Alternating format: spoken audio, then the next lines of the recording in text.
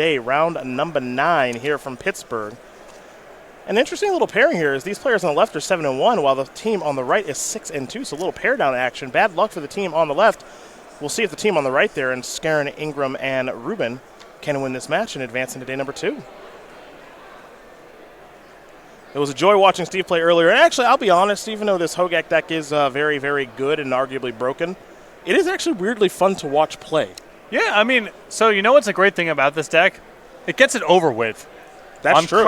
In contrast to the deck on the left, which is an excruciating spin of materials and manipulating cards between zones to trigger things that care about you manipulating material through zones. A Kevin Jones special if there ever were one. Yeah. Kevin Jones, we should change his name from the daddy to the manipulator of material. Yeah, it's just Serum Vision and just look at some cards and then, you know. Thought scour some of those cards away. Maybe, or maybe wait, because you might want to draw one but not the other. And if that's the case, which one do you believe you are more likely to want to draw? That one goes on the top. Lot to think about. Lot to consider as the clock tick, tick, tick, tick, ticks on down. Faithless looting here from Steve. He'll be drawing 2 and discarding 2 here momentarily. You know what? If a deck's going to be way over the line, have it just kill someone. Just bulldoze someone. Just get it over with. Well, that's what this Bridgevine deck does do. It looks like Steve is going to consult with Peter. I cannot tolerate any more Manamorphose and then stare at my hands. Think about the permutations of cards I could draw and redraws that I have that may want me to make blue-blue versus red-blue versus red-red. And perhaps if Surgical Extraction is in my deck and my life total is at odds, perhaps I want to float a black in the off chance that I draw Surgical Extraction, or at least bluff the possibility of drawing Surgical Extraction if I don't think the colored mana matters very much. I'm off of that too. More interested in lava spiking you. Yeah. Bridge from Below and Bloodghast will be placed into the graveyard. Thought Scour is going to target Mark here. Lava Dart among the cards that have been found. Got to think about everything that involves that card. Yeah, that's going to influence whether or not you want to fetch an island or a steam vents. and now Serum Visions. You know what people, what people don't know is that at some point earlier this week, I think you were like, "Hey man, kind of got interested in doing all the shows next year. You sure you want to, Serum Visions guy? I'm in. You sure? I'm in. Just as the feeling washes out of my body through my feet onto the floor. Another Thought Scour. And just describing the act of cards moving around between zones and then a new card popping into the person's hand that presents 74% of the decision they had last time with 26% of an adjacent decision. That's correct. That's correct. You want a year of that? Yeah, I do. Here's an Alter Dementia. Get him, Steve. Yeah. We're going to go over to Mark now for some more manipulation of material. Can you please play a game object that advances the game? Well, hold on. Nope. Sleight of hand. He's looking for one. Yeah. He's trying to find one. I think he's going to try again. Thought Scour. Thing in the Ice Mountain. They're headed to the graveyard. A nice mountain. Yeah. Island nice too. And now Faithless Looting. Uh-oh, here we go. There's got to be some Phoenixes in that hand Bullshark by now. Berserker time. Yep, there we go. There they are. There we go. Now, all kidding aside, Mark has done a lot of cantripping here. We got to do a check for main deck Surgical Extractions. Yes, allow me. Allow me. 2. Okay. Yep. A lot of flex slots here. 2 Finale Promise, 2 Sinkholes, 2 Surgicals, 2 Lava Darts, 2 Aria Flames. Okay. Yeah, so got a lot of looks at a Surgical too. You have to imagine. Well, he doesn't. There's no guarantee he's found one. Pardon me, but I think that if Steve is thinking about this game correctly, he's probably thinking, "I will try to play around it." Yeah. Well, I mean, we're gonna see. I think we're gonna see it right now because it's so likely you target Bridge from Below anyway, and why give him the free looks? Well, Steve is going to try. Okay. And there is Surgical, so that's not much of a surprise to me. Right. With all the manipulation that took place.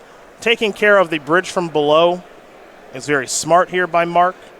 Makes it so that Steve can't go off so easily this turn. And truthfully, we don't have a great look at Steve's hand right now, so we don't have a huge idea of what he's working with. Well, now we'll get a better look. It's a lot of Vengevines, along with an Insolent Neonate and a Polluted Delta. So, yeah, this hand does not amount to very much anymore. And there may be a Hogak hiding out in the hand as well.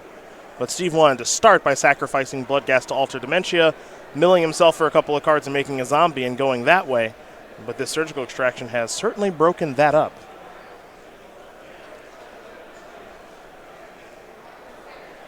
Mark Kelley, cool, calm, and collected in the chair as he's taking care of all of these bridges from below.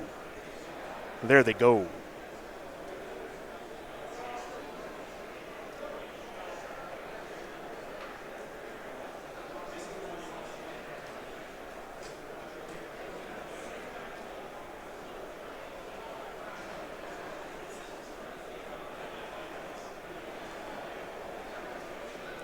Really good setup here from Kelley. Not inconceivable to win the game next turn if he can come up with 4 points. And now Rubin with not a whole lot going on. Well, we are still on, I believe, Steve's third turn right now. So let's see what he can put together here now that his bridges are gone. Insolent Neonate is not a bad place to start. Keep in mind this is creature number 1 for the Vengevines that are in Steve's hand, assuming he can ever actually get to do anything with them. He'll discard Vengevine. He'll get to draw a card. He found a Faithless Looting that I am... Actually, he can cast. Because he has a land in his hand that he has not deployed yet, I believe, in Polluted Delta. Although Polluted Delta, if he's unable to win the game this turn, if he breaks a Polluted Delta for a Blood Crypt, he falls to 7, and then he dies to a mountain that enables a Lava Dart in the graveyard or any burn spell. It's a very good call. Steve's going to play that fetch land and get back the Bloodghast. I mean, for right now, he can just keep going if he wants to with Alter and Bloodghast and hope to set up a better spot. Because I don't think it's acceptable to knock yourself down to 1 on the table and not win the game this turn. That's just a dead end. Yeah, the fetch for Blood Crypt brings you down to 7. The 2 Phoenixes knock you down to 1. And then you're dead to a mountain or any burn spell, and Kelley's looked at 20 extra cards this game that he sifted through. So, and all Steve's going to do actually is pass the turn back over to Mark. Yeah, the hope here is you can fetch a Blood Crypt tapped at the end of the turn, if there is another turn, and then maybe survive if Kelley doesn't have Lightning Bolt, and then go from there. So is it just that easy to beat this Bridgevine deck sometimes? A Timely Surgical and Arclight Phoenix? It's part of the reason I've had success with the Prowess strategy is just a fast clock with Surgical. It forces them to play into it if you're actually pressuring them a little bit. And Rubin's draw was not the most explosive. So one of the surprising things about this deck is actually how modest Faithless Looting is as an opening. It is. Yeah. It's not a bad card, obviously. You're going to play it, but it is a little slow. It's not like Faithless Looting on turn 1 with Dredge. No, or even this deck. Yeah. Yeah.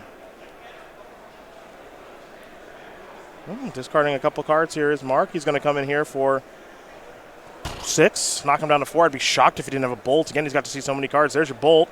Here comes your Lava Dart. Looks like we're all done in this game, folks. And he didn't forget about the dart that's in the graveyard. So, Mark Kelley going to win that one pretty easily over Steve Rubin. Up a game here is it Phoenix. Takes the lead over Bridgevine. Yo, shout out Beta Basics. Shout out Judgment Lava Dart. Here for all of it. And you know what? I'm gonna be honest. I like the glasses too. Yeah. Actually, I like both players' glasses, but I like Mark's more. It's a good look for him. It's a good look for him. Yeah, it's very well constructed. It's all well put together. Yeah, the whole thing. There's an intentionality to it that I really appreciate. We'll start with Steve's sideboard here. He's got 4 Leyline of the Void, 4 Wear Tear, 3 Crypt Breakers, 3 Fatal Push, and a Seasoned Pyromancer. We watched him play this matchup earlier in the day. Talked about the sideboarding then. He brought in Crypt Breaker last time. Yeah, I think the expectation here is that you're bringing Crypt Breaker in any matchup where you think that they're not going to be heavy on creature removal and where your graveyard may not be good. We also saw him bring in the Fatal Pushes as well, which makes sense because Thing in the Ice is one of the more problematic cards from the other side. Though it didn't show up that game. No. And Mark did totally fine. He's got 4 ley lines, does Mark, along with 2 Spell Pierce, 2 Narset, 2 Force Negation, 2 Blood Moon, 2 Abrades, and a solo copy of Anger of the Gods. Love the 4 copies of Leyline, and I'm also into Force of Negation in this matchup. I think if you tag one of their key opening spells, a lot of their hands kind of dead end, and you have a lot of wiggle room with the creature removal that really doesn't line up the right way. You have a lot of cards you can cut. Well, those are the options there for both players. Game number 2 will be underway here in just a moment. Do want to note really quickly, Peter Ingram, he did win game number 1 over Joseph Horton in the exact same matchup. So tied up as far as games are concerned. We'll find out more about Joshua Satterfield and Frank the Tank in a moment here. But let's talk about a little Pervana, shall we? Core Set 2020, as you've probably become aware if you've been watching this broadcast at all, is coming out very, very soon. And as we oftentimes do here at Star City Games, we've got an exclusive playmat available at participating stores. This one is called Pervana, based off of one of Todd Anderson's cats. And if you do want to get this playmat, you got to find a store that's going to have it. That's why you can go to go.starcitygames.com/pre-release. This pre-release is going to be here next weekend already, June 6th and the 7th. Yeah, how long ago was Modern Horizons pre-release? I actually couldn't have been SCG longer. Con, right? You were playing it in the room, weren't you? Yeah, I was doing the That drafts. was a month ago. Less. That was less than It a was month ago. June. Yeah. It was in June. Yeah, jeez. Another pre-release. Core Set 2020 looks pretty cool. Get yourself a Pervana playmat. Learn those locations over at go.starcitygames.com/pre-release.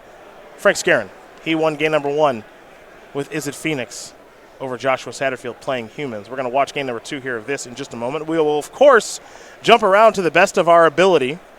But while we try to figure out some things here, we got to do a Core Set 2020 preview.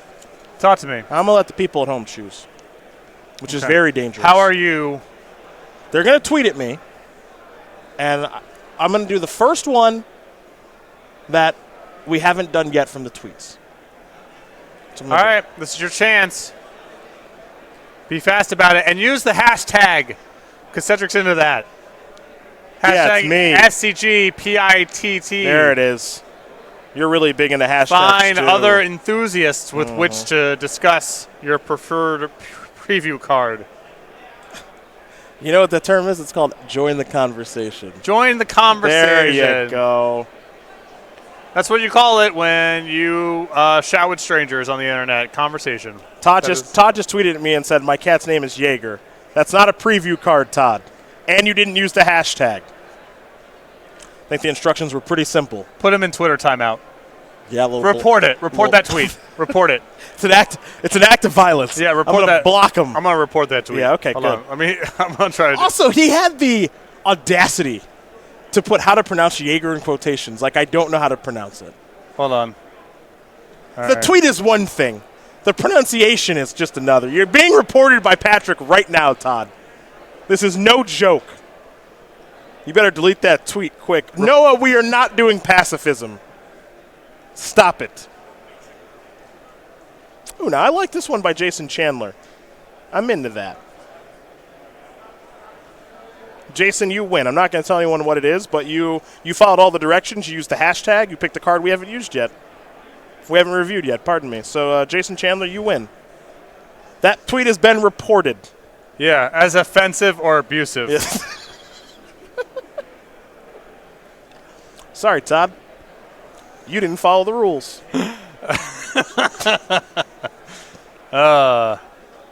See you soon at one of these shows, though. You're going to pay for that later. Uh-oh, what do you say? Please talk about the preview card that I want to play the most.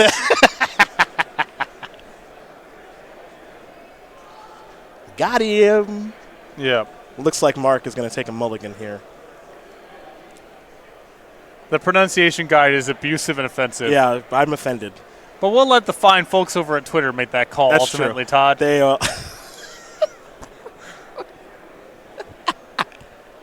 that's like the most polite thing Todd has ever tweeted. I know. Yeah. It's just, He's a total roller coaster on Twitter. And this... abusive. That's an abusive. This is the one. I don't know how else you would describe it. Like how else would you describe that tweet? Everyone's liking the tweet now. Get some more visibility. Couple of retweets coming in. You might, you You might not think of me as a social media guru, but I have my moments. See if Mark can find a better hand.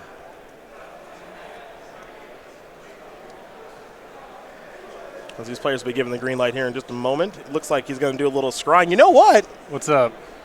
This is the last term we're going to cover here with the Vancouver Mulligan. Oh, yeah. Think about that. Mm-hmm. We're going, oh, wow, hello. That's right. Force of negation, see you, and it's exiled. See you, faithless looting. Yep. I'm into force of negation, by the way. I am too. I like think that card. I think it's done. It's force of will done the right way. Yeah, I'm into that card. This is an insolent neonate. Going to sacrifice this. What's going to go to the graveyard along with it? All right, Vengevine. Is there another creature to be played here for Steve? Untapped Blood Crypt leads me to believe the answer is yes. Well, time to get back Vengevine. Bang. Bang. Bang, bang. Pretty good turn. Turn 2, 4-3 with haste. Ooh, 2 things in the ice are going to go to the graveyard.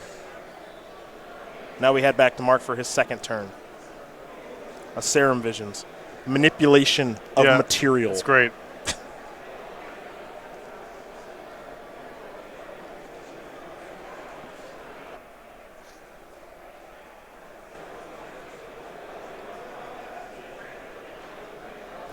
Split the difference on the scry.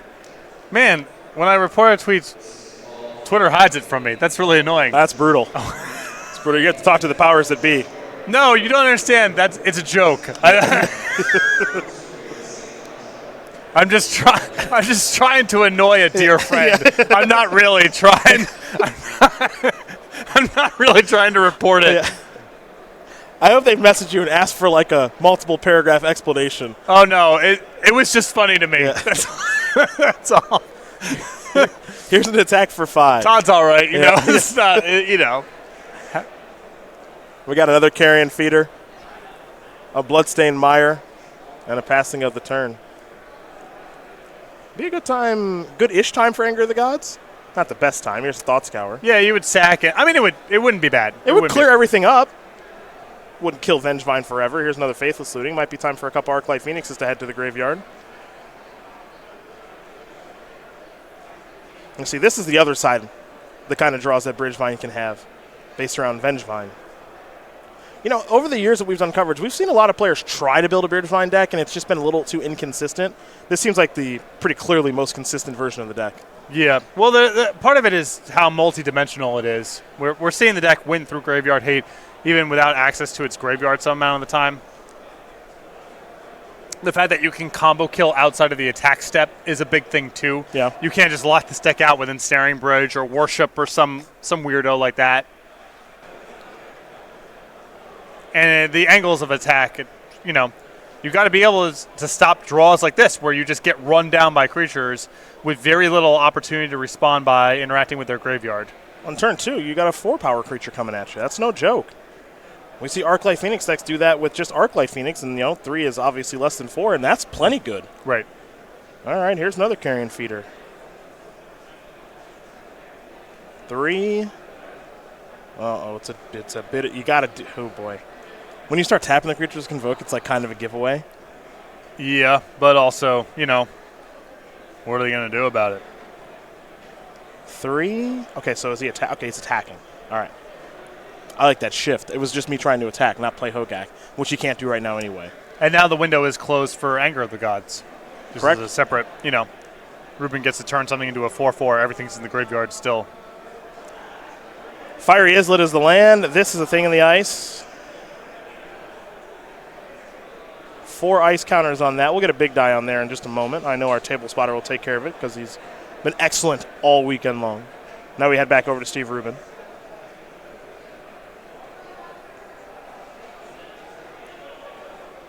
Draw step incoming. Didn't get a great look at it. We know he's got Vengevine and Hogak in hand. This is a deck that cannot hardcast Vengevine, but I think that's okay.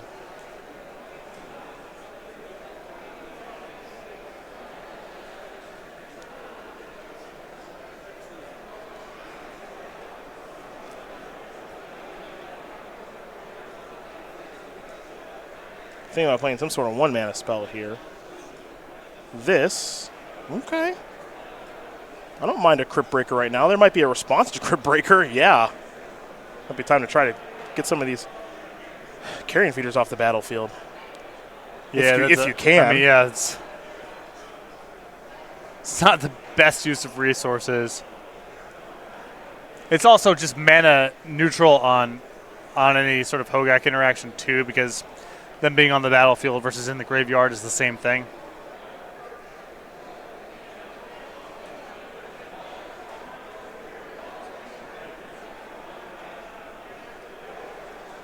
Looks like the Crypt Breaker will resolve.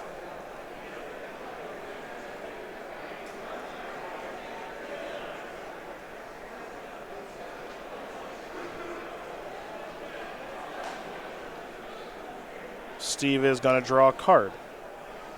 Another copy of Hogak. That's not ideal. Here comes Vengevine, and here comes Carrion Feeder. So this will be a lightning bolt. And it looks like it's going to go at the Vengevine. So Carrion Feeder is going to become a 2/2. And this is presenting lethal. Got to pay mana for that bolt. There we go. Let's make sure I'm not losing my mind. This is presenting lethal. Now my question is, do you make a move here with Carrion Feeder? For sure. I mean, last card has to be Lightning Bolt. And at that point, Kelley's empty-handed. And with a Thing of the Ice on 2, that's not a bad position to be in. Just seems like the range on his hand can be way more varied if you allow Thing in the Ice to survive, if in a way that allows him to come back. Because another Lightning Bolt doesn't even do anything here, because you play over the top of it. You're basically looking at the Sinkhole as the one way to get out from under this. Yeah, Magmatic is a card you have to think about. But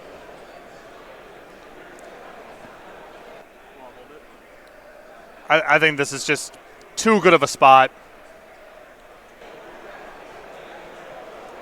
There's one card that's really bad for you versus the whole deck could be bad for you if you allow Thing in the Ice to survive. I think that's a smart play there by Steve. Just has to maybe figure out what cards he wants to sacrifice. Went with the Carrion Feeders, left himself with the Crypt Breaker. I mean, it's risky. I know that that goes bad some amount of the time, but I think the alternative is he untaps. He has 2 cantrips in his hand, and your battlefield gets picked up. Going to flashback Faithless Looting now. Will mark. So it'll be drawing 2 and discarding 2.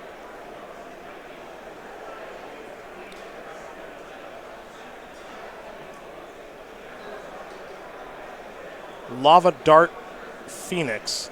Thought Scour. Draw a card.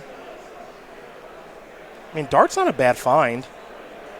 You get to sack something, kill the Crypt Breaker, get back the Phoenix. Yeah, of course, sacrifice the Crypt Breaker to the Carrion Feeder. So now the Carrion Feeder is a 5/5. Now you've got 2 Phoenixes. You can start attacking with one of them. We didn't get a great look at what he drew, but if he happened to draw a Magmatic, that would be a good draw. A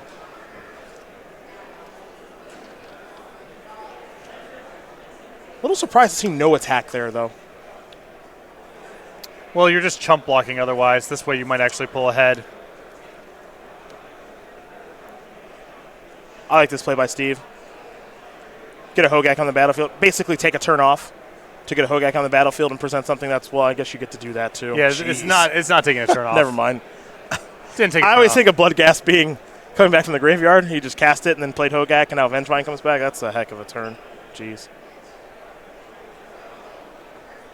Boy, this deck is a lot sometimes. Yeah. So many different dimensions to it. No attack there from Steve. No reason to allow Mark to trade off and then spin together enough cantrips to be able to get it back on the house. Yep. Just go for it next turn.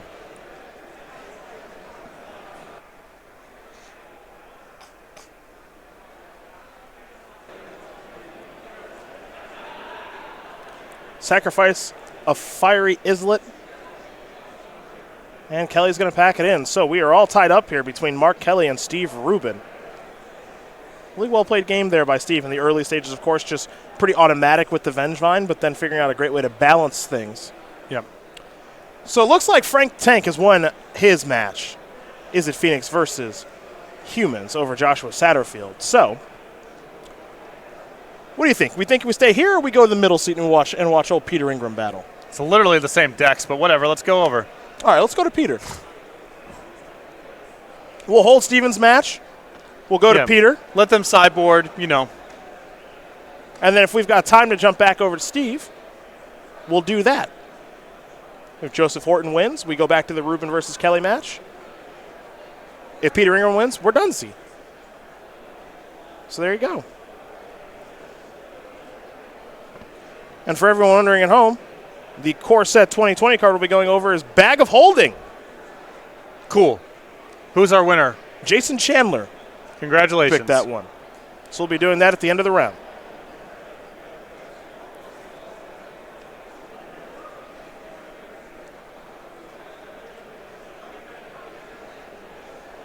Good day of Magic here. I was really, I figured we'd have some fun coming in, and maybe a little skeptical about how things would look. It could be a total bloodbath. We've actually watched a lot of good games, even when we weren't in the booth, and we were kind of in the feature match area, kind of helping spot and everything. Those games were even good that I was watching. So I don't think the Hogak deck is sustainable on power level, and there's all sorts of problems with incentives and, et cetera, et cetera. It produces better games than Is It Phoenix. Yeah. There are more. Do you think it's maybe because we're tired of Is It Phoenix or no? No, it's for Serum Vision, for Sleight of Hand, for Opt, for Faithless Looting. It's just that. Sure. It's the cards just replacing themselves and not advancing the game state. The decisions that the Bridgevine deck is making is advancing the game state, is bringing the game towards a conclusion. That is the difference. How much better do you think the Bridgevine deck gets with London Mulligan? Definitely better. Probably a lot, right? I mean, a lot's probably strong, but it gets better. Well, it's, so this deck definitely has some dredge elements where you're firing out of your graveyard and you don't really care about what's in your hand and whatever. It's not as so extreme as dredge where you just mulligan to 3 and don't care. It's not like that. Yeah, that's true. But yeah, a deck like this that has, cards that are so good in its opening hand and cards that you're trying to avoid, it's going to leverage that mulligan better than most normal decks, but I don't think it'll do it the same way that Dredge does, or Tron. I think those decks exploit that mulligan system much more powerfully. Tell you what, you do if they do elect to ban Faithless Looting, it sure does put a real loop into the format. I mean, it shakes it up on its head. Yeah, quite a bit. It would be a very different world. Yeah. And with that Mythic Championship coming up, maybe that's what they want to do. I don't know. We got to make it through the rest of these rounds here first, and that means starting with this third game between Joseph Horton and Peter Ingram. Ingram going to start things off with a Blood Crypt via a Bloodstained Mire. That's why he's at 17, and we'll see if it's going to be maybe a Stitcher Supplier for once. We haven't seen much of that. There, that's a Crypt Breaker, actually. Okay. Joseph Horton just going to play a Steam Vents and pass the turn back. Frank, Peter, and Steven, they're going to team up now. There's a Swamp. And just a passing of the turn. Crypt Breaker is pretty flexible, of course, because it can make zombies and help you start to build your graveyard, as there's a Thing in the Ice, a very important card there for Joseph Horton to have.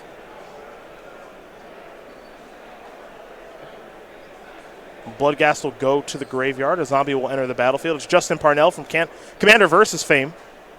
We go back over to Peter Ingram. He's chatting with his buddy Steve Rubin, both playing Bridgevine here this weekend. They like to get this match over and done with since Frank has already done his job. This will be a Stitcher Supplier. There's one of the all-stars of the deck.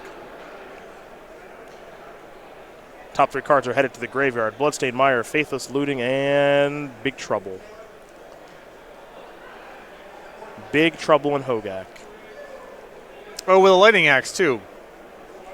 For the full... Big Trouble. For the full Nutter Butters. Yeah. What do you think? You think I cast this Lightning Axe and just destroy him, Steve? Yeah. Let's draw a card first, though, maybe. Maybe we get Hogak on the battlefield first. Nice. Oh, yeah, so we do, okay. Yeah. Or do we Lightning Axe it first and then use that? Use the cards from the Lightning Axe and the discard. Yeah, I mean, there's a question, I guess, if you want to try to bleed out Horton's turn. Well, that's in the graveyard. Casting a bunch of spells. I don't know. Something can go wrong if your axe is countered, and nothing can really go wrong from this spot without Thingy Ice. I mean, I think I would axe on my main phase. I don't know what card I would discard, because there's a Delta and a Faithless Looting in hand, but I feel like you're probably supposed to kill that on your main phase.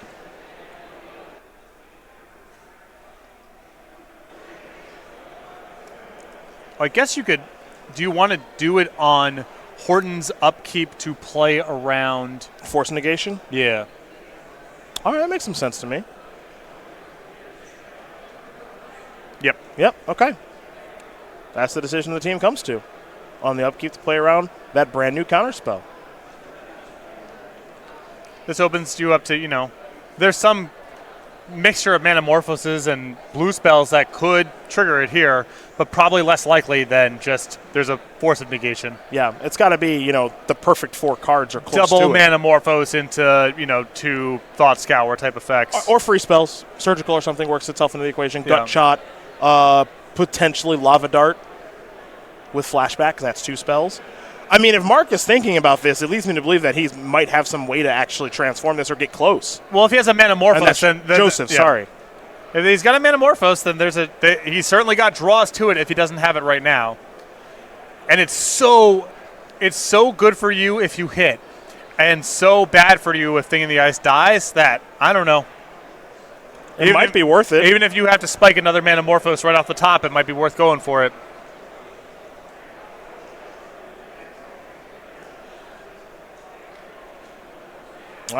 He was. I think he has Manamorphose in his hand. He was thinking about casting it. We'll see what the follow-up here is here, but if it is not exceptional, then I would have gone for it. I mean, the odds of winning the game from this position seem so low to me. I guess if you have another copy of Thing in the Ice and the material to definitely transform next turn, I could be talked into it. Here's Sleight of Hand.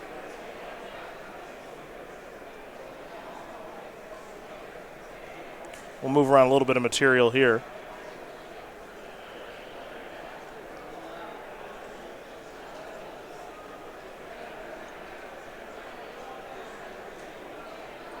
Horton has found his selection. Let's see what comes next.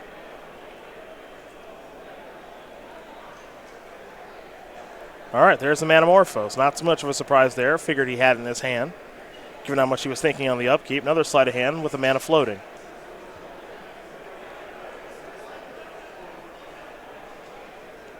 Now Faithless Looting. Well, be a good time to find a couple copies of Arclight, Phoenix.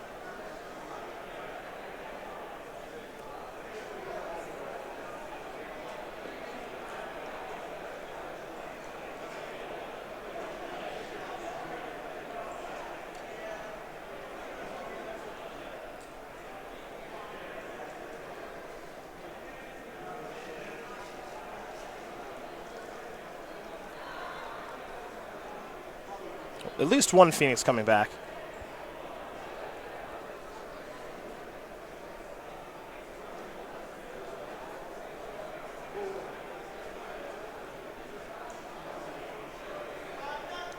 And it's going to hang back on D. I don't know how effectively, but it's going to hang back on D. I mean, not great, but knocking Ingram down to 14 here is not worth a whole lot.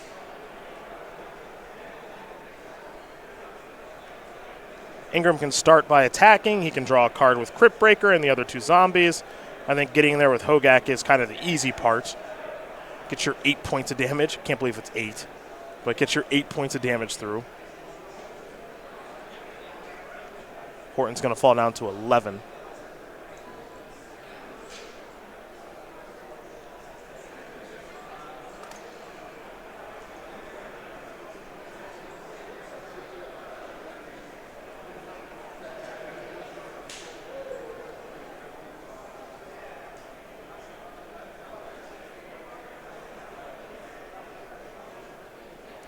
And now the 3 of them have a real decision to make here, because Crypt Breaker activation is, that's multiple things. You can use them to draw a card. You can activate Crypt Breaker to make a zombie, which it looks like it's going to be the latter, not the former. Discarding Faithless Looting, that puts you 2/2 on the battlefield. You can draw a card now. You can wait.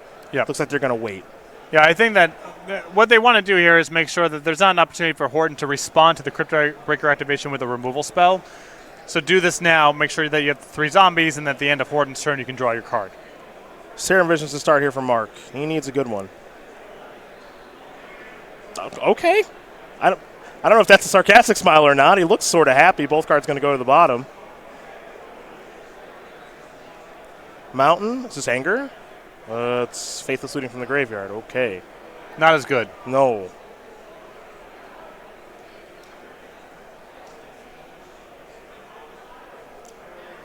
See, this is one of those spots where Anger wouldn't be bad. It's not ideal. Still an 8/8, and you're down your Phoenix. Yeah. I mean, it lets you clear up all the other garbage that's out there. Then maybe you can figure out a way to beat the 8/8. It's not saying that's an easy task.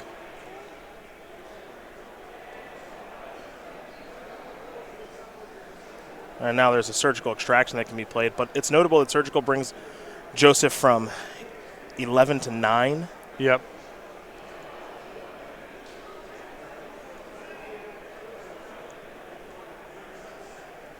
On target Lightning Axe, not sure you're going to find many more of those. But it would be game over if Ingram drew one, so I guess you might as well. He doesn't have the mana to flash back the looting anyway. I mean, it's still lethal coming across here, It right? should be, right? Quite a bit. You get a Phoenix back. You're able to block 2 of the 2/2s. You're still going to take 8, 9, 10 by my math. Because, of course, Hogak has Trample, so you're not going to get any work done there. Also, I don't even think he remembered to return the Phoenix, and that is going to do it. So, Frank Skarren, Peter Ingram, and Steve Rubin are going to win this game and match over Joshua Satterfield, Joseph Horton, and Mark C. Kelley.